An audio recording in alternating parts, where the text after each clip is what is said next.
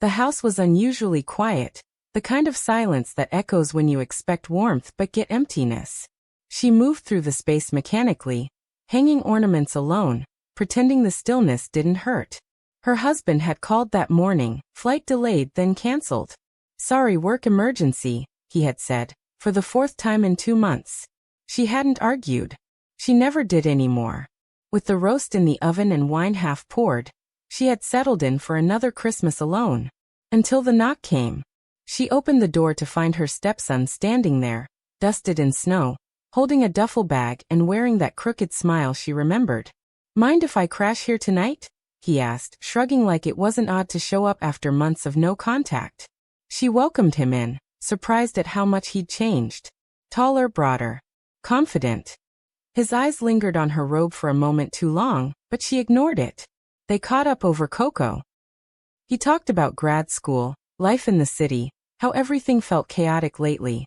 She nodded, listening more than speaking, her gaze drifting to the fire. As he laughed at something she said, she realized how different his laughter felt. Warm, attentive. And how long it had been since anyone looked at her like that. She hadn't planned on feeling anything, but the ease between them settled fast. Decorating the tree together felt strangely intimate, like slipping into a version of the past that had never quite existed. He teased her about her choice in ornaments, and she rolled her eyes, but her smile lingered. He looked older, more sure of himself, and every small compliment felt intentional.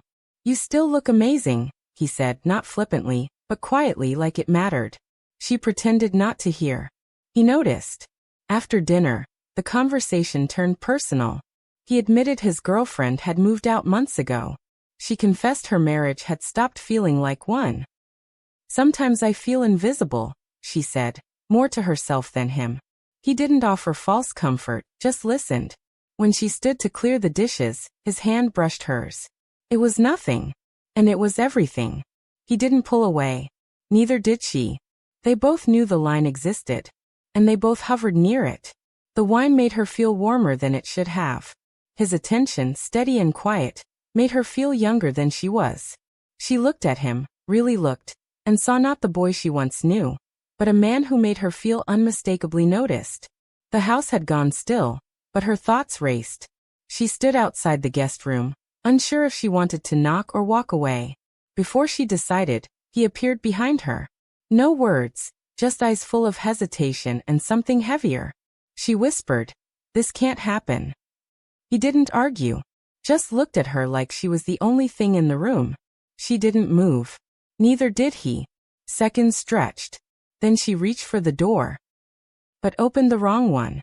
Hers. Inside, they stood in silence until proximity erased logic. His hand grazed her arm. She didn't stop him. He kissed her like it wasn't the first time, and she kissed him back like it might be the last. Everything blurred. Not fast, not careless, just urgent in a way that comes from long denial. When it was over, she didn't speak.